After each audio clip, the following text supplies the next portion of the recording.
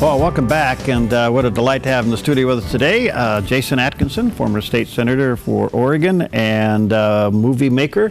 But yesterday was a big day between two states, California and Oregon, and you've been hearing about it in the news today. You were there, and tell our viewers and listeners what happened yesterday. Well, there was a lot of dust, a lot of noise, and a lot of motion. The bottom line is that the project moved a little bit closer. This was the third signing by the 6th governors over the course of the last 15 years. So we did this early with Governor Kulongoski and with Arnold Schwarzenegger. We did this with Governor Kitzhaber, and now we've done it with, again. And basically what happened is when Congress failed the Klamath in this project, which is outlined in the film River Between Us, Congress failed in December. And there was a tremendous amount, there was about 6 months of behind-the-scenes work to get up to the point that the Obama administration would move. My strategy the whole time was knowing that Congress would fail. And so it's always been, what of the big elements can you take off the table to get this three-way deal completed? The biggest element is the dams. That's what gives people heartburn. That's where the most misunderstanding is. But the other two components are agriculture and tribal interests. Yesterday, what happened was the dams are one step closer to being taken off the table. So that's what happened. Okay, by the way, River Between Us is the film you put together. It is available now on Netflix. You can go there. There's a little bit of a headliner there on the screen, those watching on the Dove TV. But it is available on Netflix, and if you want to go there and watch it, you can bring it down. All right, back to the dams. A lot of misunderstandings, because yesterday, basically, you had two governors, Brown from California, Brown from Oregon, Secretary Jewell from the Interior, agreeing with the power company, which is an interesting thing. A lot of people don't realize that the power company was kind of in a difficult spot. It was almost a rock and a hard spot. They're up for relicensing. They didn't meet the qualifications to be relicensed. And they aren't producing any power. So what kind of a pickle were they in with this? Well, over the course of time, historically these dams were put into place to make power, and they started to make power in 1918, to tell you how far back. So the power demands have grown, technology has grown, and back in those days you just dammed up everything because after all you can, there's no side effects. A bunch more dams were added. In this case, there was 4 more dams added, and only one of the 4 make any power of any consequence. The power company has changed hands. It was called Copco, it was Pacific Power, it was owned by Scottish Power, and then Scottish Power sold it to Warren Buffett. And when Warren Buffett took it over, he also took over the fact that these dams have to be relicensed every 50 years because the water is owned is a national and a state property.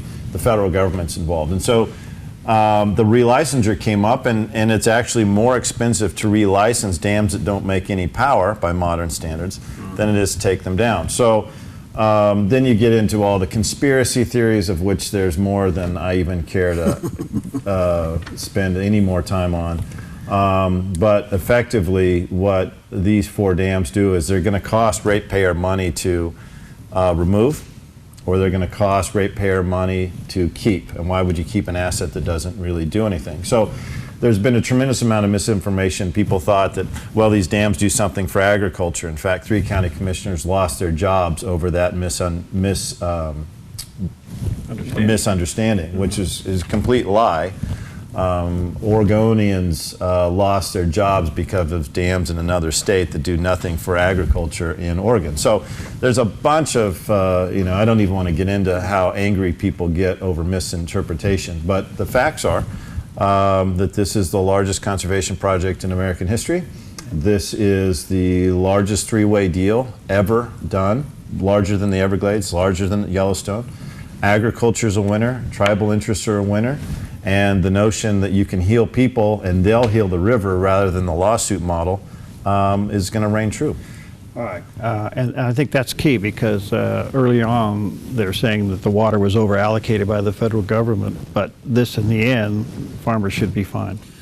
Well, farmers at this point have been agriculture. You have to be a little bit more specific. I mean, agriculture is split. There's people that believe in some big government United Nations conspiracy, and that part of agriculture you can't really help. There's agriculture that wants to do a deal.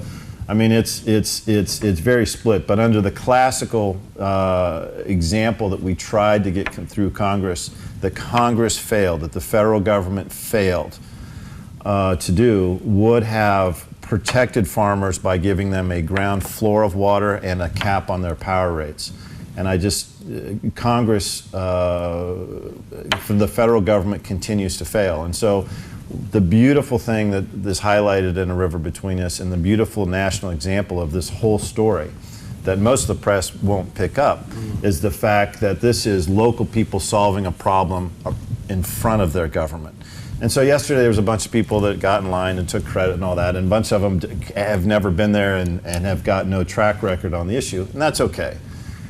The people in the audience, who actually the entire cast of the film was in the audience, we all sat together, and there's a larger story there, and the larger story is that people solved a problem, and now we're just waiting for government to catch up. Yeah, I would say to our viewers and listeners, if you haven't seen the film, let me encourage you, since it's up on Netflix now, you can go there and get it. It's called A River Between Us, and I would highly recommend that you sit down and watch this film, and I think it lays the basis of the foundation as to what's really happening. This is kind of like a stage in the process, but the key here is, and you can emphasize this, Jason, and that is the largest restoration program in the history of the United States. Yeah, it's on Amazon, it's on iTunes, it's on Netflix. Okay. Next week it was at Utah State, and next week it's in the San Francisco Film Festival. So we've done, I think, 10 or 11 film festivals, but it's widely distributed on all the platforms. If you go to Netflix, great. If you go to Amazon and iTunes, you send my kid to college. So go to Amazon and iTunes. There you go. To watch the movie. All right. What happened yesterday? Will it stick? It'll stick. What happened yesterday will stick because it is an agreement with a private business and 2 states. The only thing that could make what happened yesterday go wrong is if the Federal Energy Regulatory Commission, FERC, thumbs their nose at the deal. They won't, because the Obama administration knows that they failed in December, and they're trying to make a failure a right before Obama leaves office. Congress knows they failed, and so they're not, I don't think if once the dams are off the table, Congress is going to continue to stick their finger in the eye of agriculture. The United States Senate failed in December, and I don't think they're going to stick their their finger in the eye of the tribal nations, because in 2016. So I think this element will stick, and now there's a lot of detail work to get completed.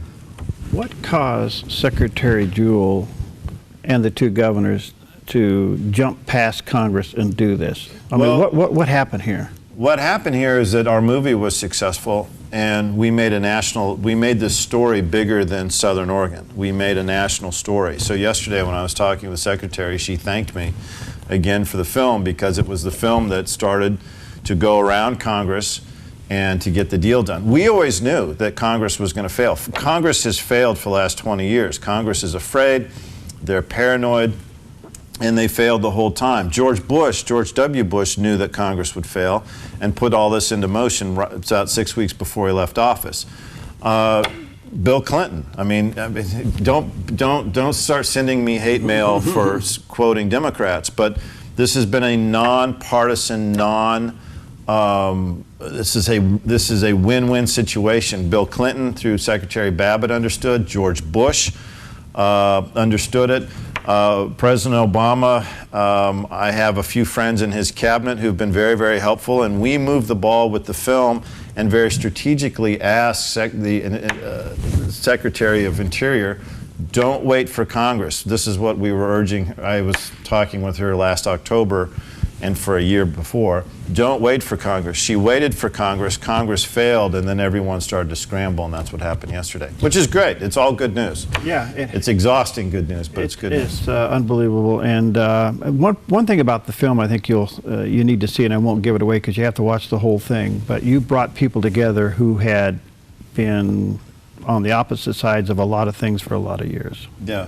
I mean, you brought both ends of the river together, a tribe at one end and a tribe at the other. This is the only river system in the lower 48 where there's no community of interest between the top and the bottom. I mean, if you go to the Mississippi, if you go to the Hudson, if you go to the major rivers, even the Colorado River, if you go to the major rivers in the United States, there is a community of interest connected by the river. This river, there isn't. So you had a different state, you had different media outlets, you had nobody's kids play soccer together. They're 5 hours separated from top to the bottom through windy roads that make everyone car sick. So there's no community of interest. And so what this story really is about is you have a complete failure of government and you have a complete success of citizens.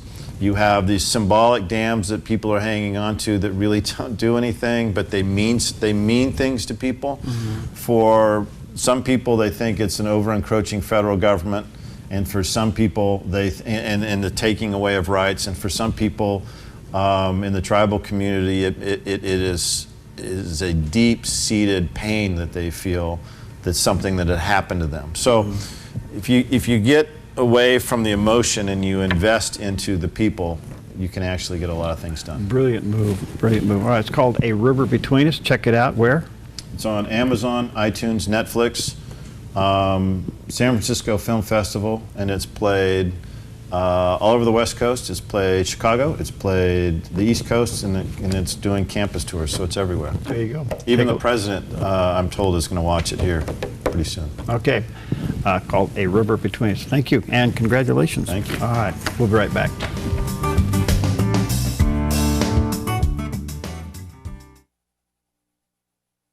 I'm Paulina Leiser, producer of Focus Today. Thank you for watching this video, and make sure to check our other videos at theDove.us.